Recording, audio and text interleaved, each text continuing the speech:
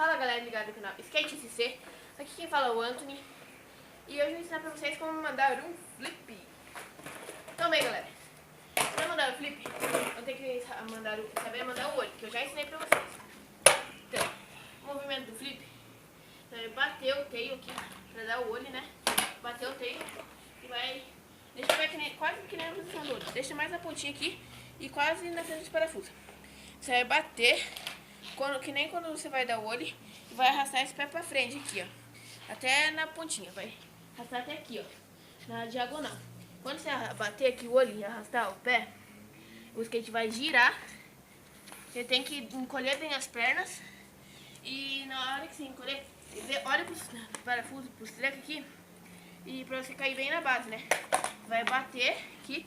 Na hora que você bate, você chuta. O skate vai girar aqui. E daí você espera ele girar e cai na base. Então agora eu vou mostrar um flip, galera, pra vocês.